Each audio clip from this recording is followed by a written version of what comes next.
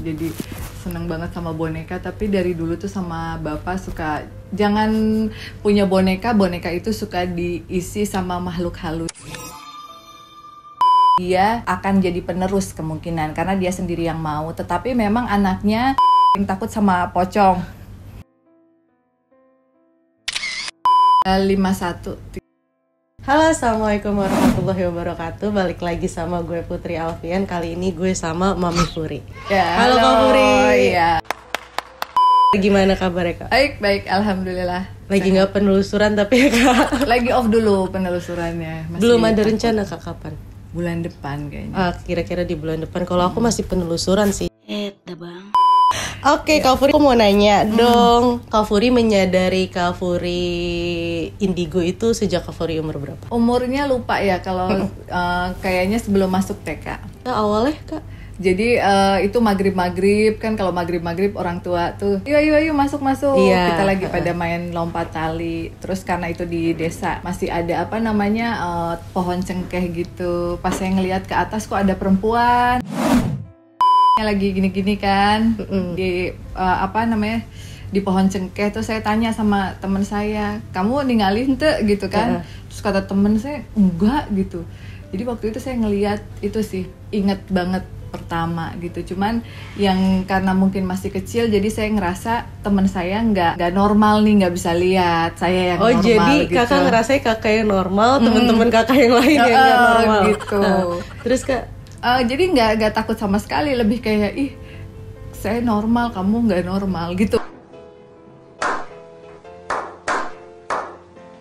Karena masih kecil. Berarti waktu pertama kali kakak lihat sosok itu nggak menyeramkan menurut kakak? Serem, tapi kitanya nggak takut karena kok ada yang kayak gitu di atas pohon. Bentuknya kok beda sendiri kali ya? Bentuk beda sendiri. Terus kan kalau kita naik juga belum tentu bisa nyampe ke sana gitu. Oh, iya, jadi benar. yang ada di pikiran bukan hantu pada saat itu. Oke, kalau aku kan setiap ada yang nanya nih Kak Furi anak indigo pasti rata-rata nanya turunan ya, gitu. Nah kalau Kak Furi sendiri memang dari satu keluarga Kak Furi aja atau memang ada turunannya? Ada turunan sih dari nenek. Biasanya memang indigo itu ada garis keturunan. Iya soalnya kalau aku kan tadinya aku taunya aku tuh Sumatera asli karena mama papaku dari Sumatera.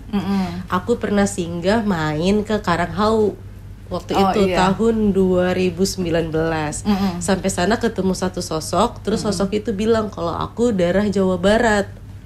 Aku nggak percaya karena mama papaku dari Sumatera Selatan, dari Palembang. Tapi ternyata usut ketemu usut, mamaku itu nggak kenal siapa ibunya.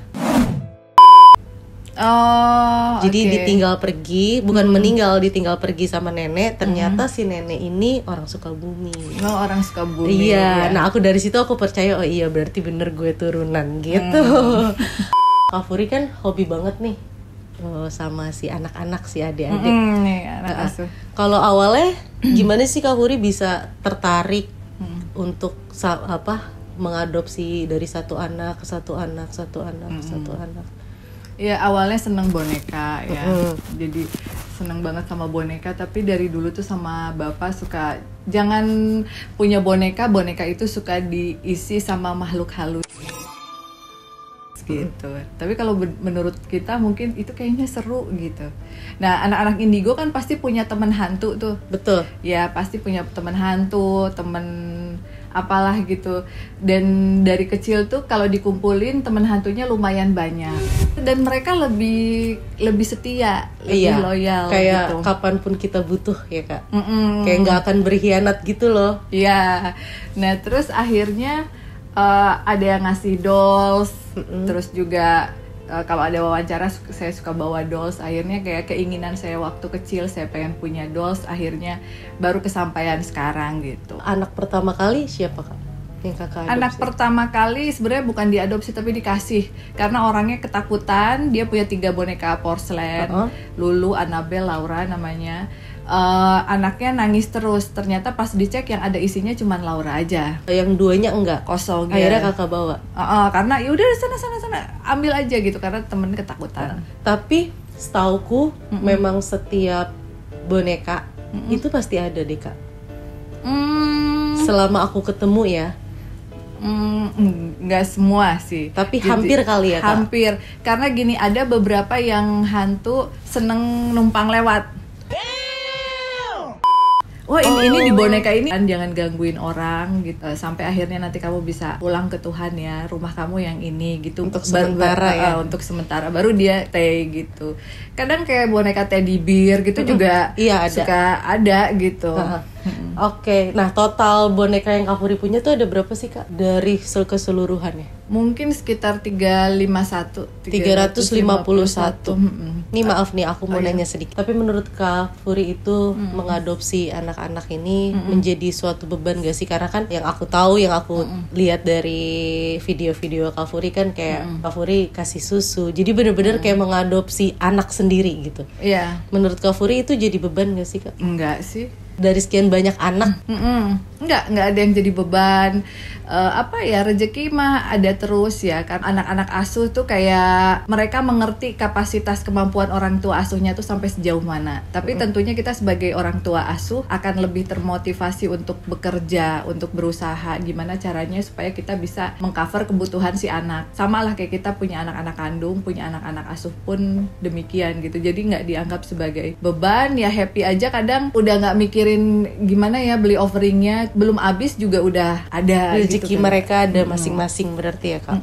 Udah ada rezekinya. Oke, nah kalau aku sendiri, aku aja suka ngerasa keganggu, Kak. Maksudnya, jadi temenku juga ada yang punya boneka, tapi mereka tuh sekeluarga ketakutan, namanya Michelle. Jadi ditutup gitu supaya nggak kelihatan, karena si Michelle ini kalau temenku abis lihat dia madep sana, tapi pas temenku lihat lagi kepalanya udah madep sana gitu, udah madep ke kanan. Nah, mereka ketakutan. Nah, aku pun kadang ngerasa, karena kan bagi kita mereka bisa komunikasi sama kita kapanpun ya, Kak. Betul. Mereka bisa cerita atau mereka bisa ganggu kita, sedangkan kadang keadaan kita tuh lagi nggak baik, misalnya kayak aku lagi punya masalah pribadi. Nah, aku sendiri tuh suka ngapain sih gitu, bisa sana dulu nggak? Aku tuh sering kayak gitu. Nah, Kak Furi ngurus segini banyak anak, ada yang tingkah lakunya pasti macem-macem dong, Kak. Ada yang iseng, ada yang nakal, ada yang pendiam. Itu gimana caranya Kakak untuk tetap sabar, ngasih taunya pelan-pelan, baik-baik? Sebenarnya lebih repot punya anak asuh 2 atau 3 dibandingkan 300. Kalau 300 kita udah ada kelompoknya sendiri. Saya udah kasih tugas. Anak yang cengeng, tugas yang membesarkan hatinya Niang. Anak yang nakal, yang negurnya Nyai. Jadi saya kadang kalau saya lagi kerja, Mami lagi kerja, jangan ganggu. So ada yang rewel-rewel, udah Nyai udah ngerti sendiri, ayo main kemana. Jadi sama sekali nggak mengganggu. Even pada saat saya meditasi pun seperti itu. Tapi kalau cuman punya 2 atau 3, iya pengen selalu diperhatikan gitu. Oh, jadi dominan ke mereka aja gitu ya, Kak? Oke. Kalau aku sendiri sebagai Putri Alfian ini kan menyadari itu memang sudah agak besar, Kak, di kisaran umur 12 tahun. Untuk pertama kali, mungkin kalau kecilnya aku punya teman hantu yang namanya Salma waktu aku SD. Tapi aku menyadari bahwa Salma ini bukan manusia itu setelah aku besar. Oh, jadi selama berapa tahun nggak sadar Salma? Nggak sadar, karena kayak teman sekolah aku aja. Tapi yang aku bingung, si Salma ini memang nggak pernah pulang duluan ataupun sampai duluan di sekolah. Jadi kesannya kayak Salma tuh selalu ada di sekolah. Jadi aku bener-bener nggak menyadari bahwa sebenarnya si Salma ini bukan manusia gitu. Nah, tapi aku bener-bener menyadari lihat sosok yang aku tahu ya, Kak. Pertama kali sosok-sosok itu yang aku lihat adalah mereka besar tinggi. Jadi bener-bener kayak aku tuh ngeliatnya sampai ke atas, kayak kisaran sepohon-sepohon kelapa itu di usia 12 tahun. Dan untuk pertama kali juga aku ketemu sama Nyai itu di umur 12 tahun. Nyai Roro Kidul itu aku di usia 12 tahun. Tapi sebelum aku usia 12 tahun tuh memang orang tua aku udah mulai nyelip-nyelipin. Jadi waktu Uti lahir, mama begini loh. Waktu Uti lahir, mama begini loh gitu. Nah, setelah aku menyadari hal itu, justru aku nih berusaha menutupi. Berusaha menutupi sampai aku 1 tahun ditungguin sekolah sama mama. Karena gak bisa kontrol. Jadi aku lebih ngobrol sama mereka. Bukan ngobrol sama teman-teman aku. Nah, aku mungkin dianggap aneh, dianggap gimana-gimana, sampai akhirnya memang ngerasa ada sedikit tekanan dari hal itu. Aku ngerasa aku nggak mau pada saat itu, nggak mau nih aku, karena aku ngerasa aku aneh sendiri di antara yang lain. Saat ngobrol sama temen, yang aku jawab bukan obrolan temen, tapi si obrolan si sosok-sosok ini gitu kan. Nah kalau Kak Furi sendiri ngejalanin ya suka dukanya itu apa sih yang Kak Furi rasain? Sebenarnya hampir sama, yang namanya anak indigo tuh pasti sebetulnya ingin seperti anak-anak yang normal ya. Tetapi karena waktu itu juga orang tua sudah mencoba beberapa macam cara untuk nutup, tapi akhirnya nggak berhasil. Ya seiring berjalannya waktu, menerima sendiri. Dan kenapa saya punya banyak spirit dolls? Di antara lain adalah saya tidak mau berkomunikasi dengan mereka yang saya nggak kenal. Jadi dengan adanya banyak anak-anak asuh di sini, kalau ada hantu-hantu lain nih, misalnya yang ngikut dari pohon pada saat saya lari pagi atau apa, mereka udah nggak bisa komunikasi karena udah dicegat sama anak-anak di sini. Jadi akhirnya gangguan dari luar itu justru berkurang setelah ada anak-anak asuh. Jadi yang ngegangguin saya anak-anak saya aja. Oh, jadi gitu. Mereka benar-benar ngejaga. Jadi mami nggak mau ngobrol sama itu ya, apalagi mereka tahu saya kan paling takut sama pocong.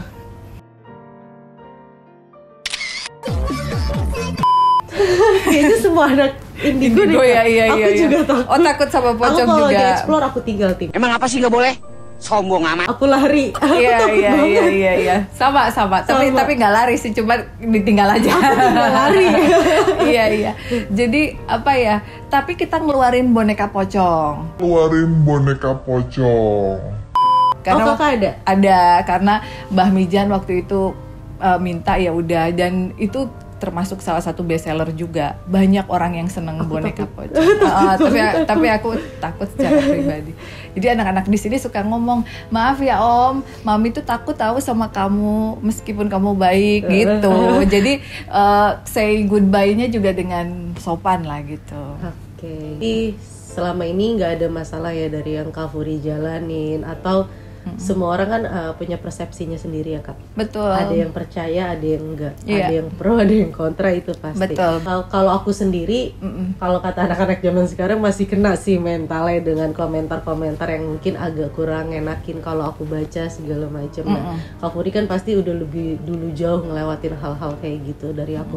Cara Kak Furi menanggapi orang-orang yang memang mereka nggak percaya atau nggak suka sama kita tuh gimana? Saya udah belajar pro dan kontra tuh dari kecil, karena kebetulan bapak tuh keluarganya pimpinan pondok pesantren. Oh gitu. Nah, sementara itu dari nenek sendiri adalah kuncen di Pelabuhan Ratu. Jadi ada dua dunia yang berbeda gitu di kehidupan saya. Jadi pada saat mengalami pro dan kontra dari keluarga, dari family, butuh waktu yang panjang ya, bukan setahun 2 tahun, lebih dari 10 tahun mereka untuk bisa accept seorang Furi Harun yang seperti ini gitu. Apalagi kan kita kasih offering dan lain-lain.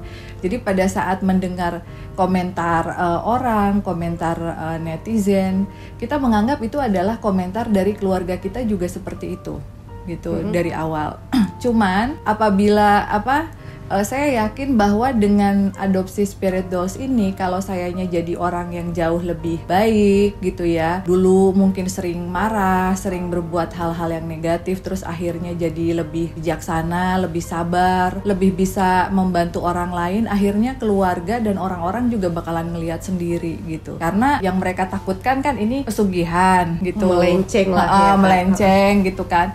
Padahal pada kenyataannya ya kita harus bekerja keras, taking effort banget untuk bisa beli dolls aja harganya berapa gitu. Nah mungkin sekarang saya udah melewati masa dimana itu tuh sesuatu hal yang sulit gitu. Kalau sekarang mungkin beli dolls ya alhamdulillah bisa, gimana ngumpulin ada, offering ada. Tapi buat teman-teman yang baru adopsi, yang masih keteteran ngasih offering dan lain-lain, saya selalu kasih support bahwa kita harus bekerja keras loh, kita harus semangat, harus banyak berdoa, karena rezeki itu semuanya dari Allah gitu. Jadi akhirnya mereka termotivasi untuk yang nggak sholat akhirnya sholat, yang nggak doa akhirnya doa, kayak gitu. Jadi ada hal positif dampaknya ya Kak.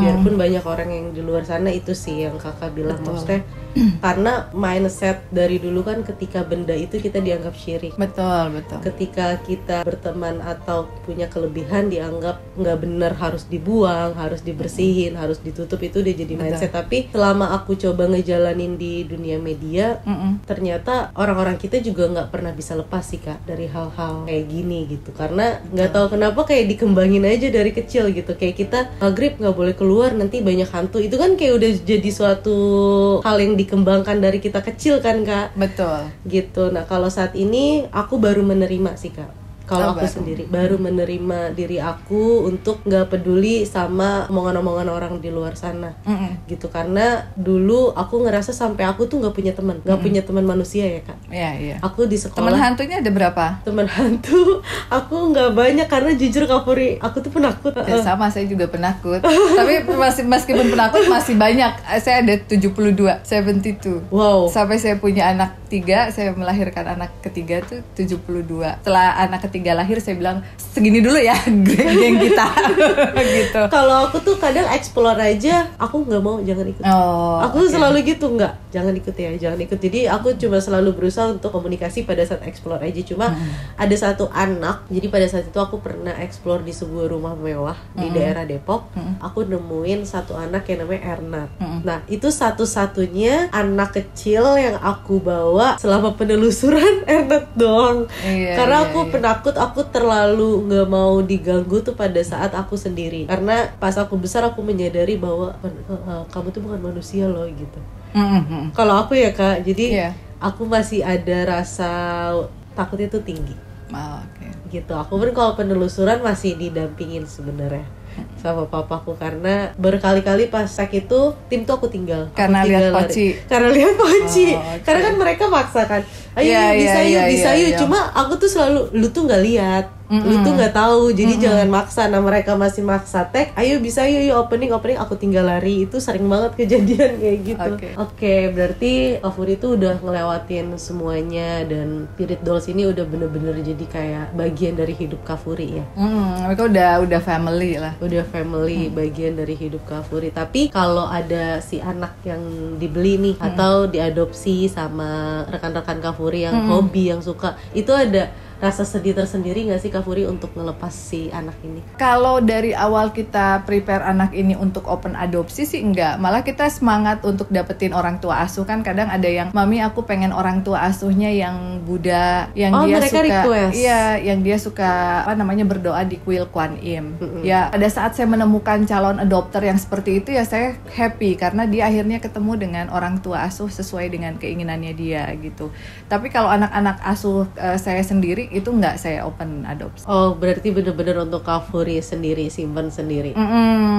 Ya aku tuh ngebayanginnya gimana Kak Furi ngelepasnya ya pada saat ada yang mau adopsi. Karena kan Kak Furi mengurus mereka, menyayangi dan mencintai mereka udah bener-bener kayak anak Kak Furi sendiri. Dan ketika harus dilepas tuh rasanya kayak nggak ngebayangin sih aku. Iya, enggak. Kalau anak sendiri enggak lah. Kadang ditawar misalnya mau nyainya mami, enggak gitu. Enggak mau. Enggak akan pernah berarti ya Kak Furi. Kecuali nyainya sendiri yang mau pulang gitu ke Tuhan gitu. Itu juga proses healing, ngilangin sedihnya juga lama gitu. Makanya saya jarang banget posting cerita tentang boneka saya yang rest in peace, kecuali Gan En. Karena setiap cerita itu kan pasti kita sedih. Nah, terus saya juga orangnya nggak mau kelihatan sedih di depan orang lain, pengen selalu kelihatan tough gitu kan. Jadi cerita yang beberapa anak asuh yang rest in peace yang lain nggak saya ini di YouTube. Oke. Nah, Kak Furi, balik lagi tadi kan kita bicara keturunan tentang hal ini. Iya. Dari anak-anak Kak Furi ada nggak yang akan nurunin bakat Kak Furi? Sebenarnya kalau anak-anak sih saya bebasin ya, nggak harus ngikutin kita. Tapi dari ketiga anak ini, yang satu ini kan udah mau kuliah, yang cowok, dia sangat Islami banget. Jadi udah pasti dia nggak mau. Nggak mungkin ya. Nggak mungkin. Yang kedua nih, yang cewek SMP mau masuk SMA, dia kemarin itu bilang sendiri kalau mah aku mau melarung, aku mau ikut, dan dia juga punya Spirit Dolls. Jadi kemungkinan dia akan jadi penerus, kemungkinan, karena dia sendiri yang mau. Tetapi memang anaknya mediumship, jadi gampang rasukan. Kayak aku. Iya, jadi saya masih sangat pelan-pelan banget ngebimbing dia, karena anak mediumship ini kan gampang grogi, gampang ngeblank gitu kan. Iya, jadi harus harus bener-bener hati-hati gitu, kalau enggak takut dianya stres. Iya kayak aku juga jatuhnya stres kayak sih. gitu. Tapi memang kayaknya perempuan lebih sensitif ya Kak, untuk hal-hal kayak gini ya, lebih nempel gitu. Lebih nempel, apa perasaan si perempuan emang pada dasarnya sensitif, aku juga nggak ngerti karena aku 5 bersaudara, perempuan satu-satunya nempelnya ke aku. Oh iya, iya, dipilih berarti dari yang lain. Dipilih. Kalau gitu Kak Furi, aku makasih banyak udah boleh main. Kak Furi udah mau meluangkan waktu untuk aku datang ke sini. Iya. Makasih banyak buat adik-adik. Ini tadi siapa yang Iya, agak-agak menyapa dari tadi? Tobi nyapain terus agak-agak ya. iseng. Iya.